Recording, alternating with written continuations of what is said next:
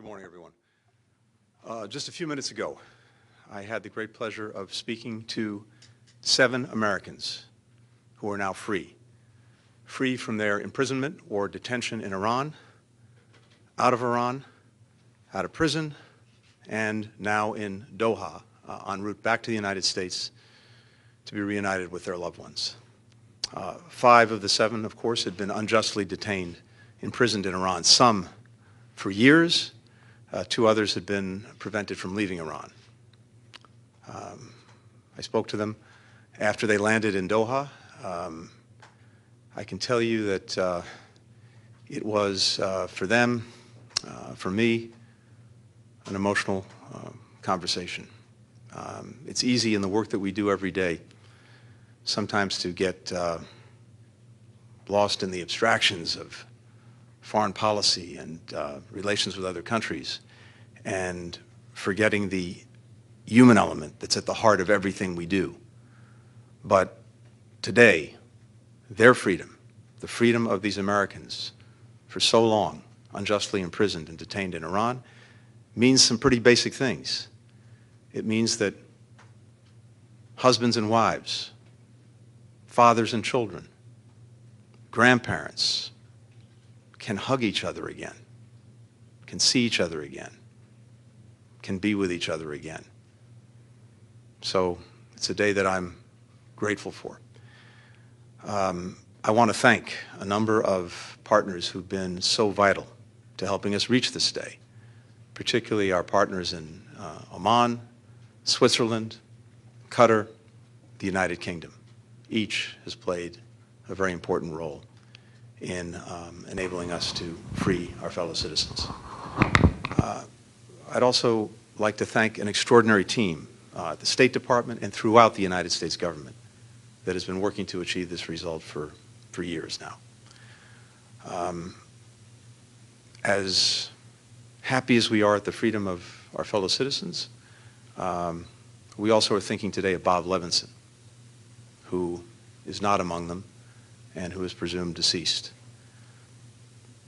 Bob's legacy, however, lives on. It lives on powerfully in the Levinson Act, which has given us new and important tools to help crack down on and deter the practice of taking Americans unlawfully to try to turn them into political pawns and to abuse the international system in that way.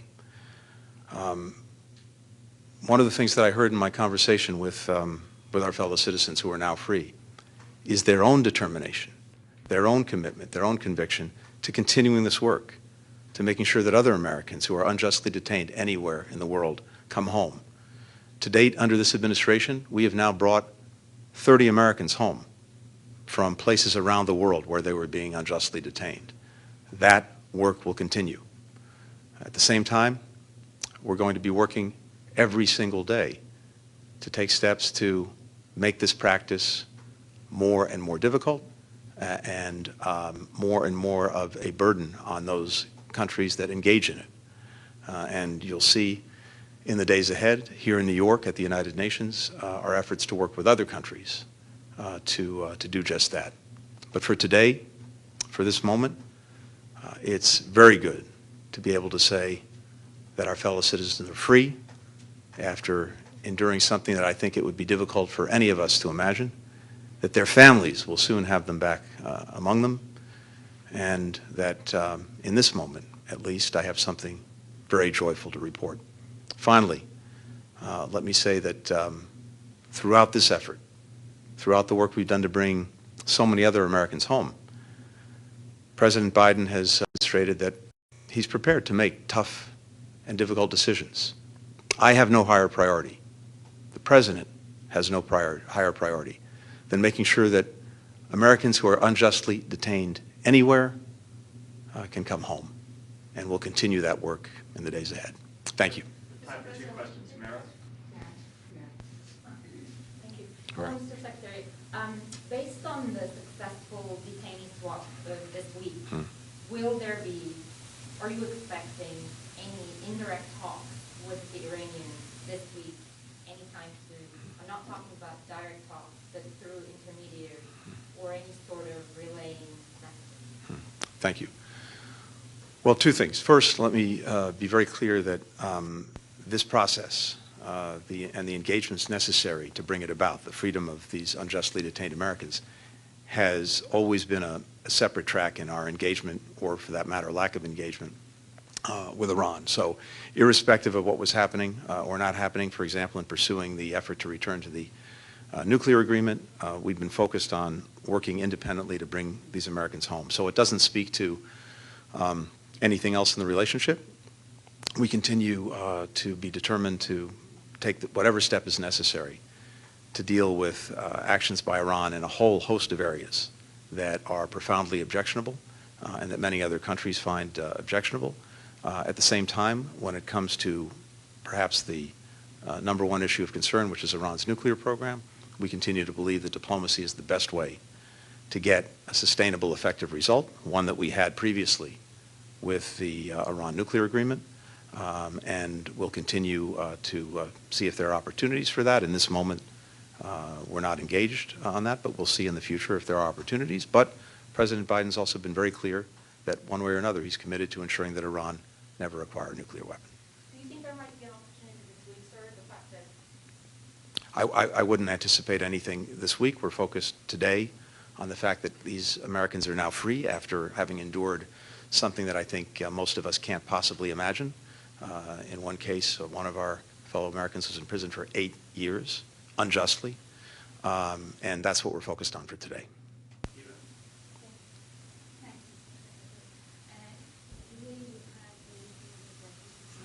Hmm.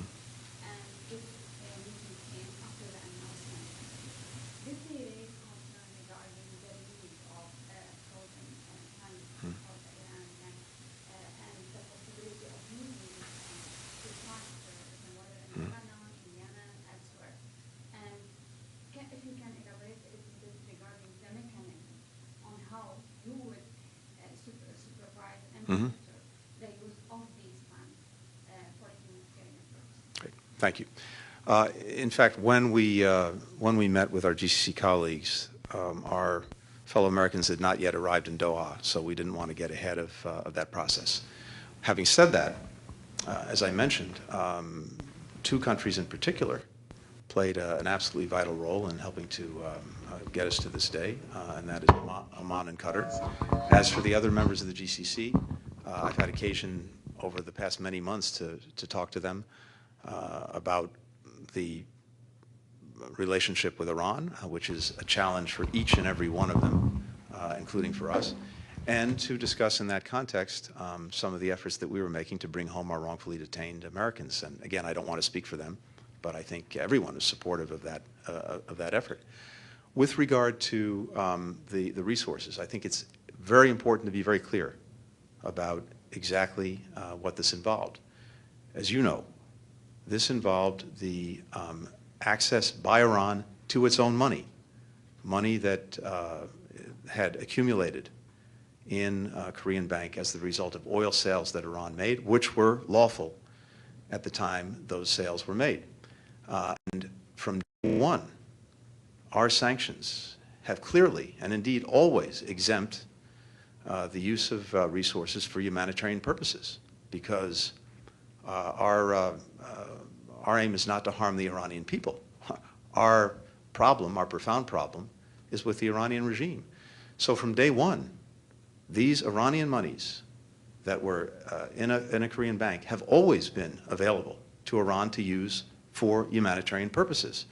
But for a lot of technical reasons, they weren't able to access those funds where they were. So the funds were moved to another bank where we have absolute oversight of how they're used, and they can only be used for humanitarian purposes.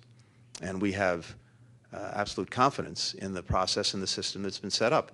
By the way, the previous administration prior to ours, had set up a similar mechanism that was never used, but exactly for these kinds of purposes. So we're very confident that the funds, the Iranian funds that have been made more easily available to Iran as a result of the actions that we've taken will be used exclusively for humanitarian purposes, and we have the means and mechanisms to make sure that that happens. Thank you. Thanks very much.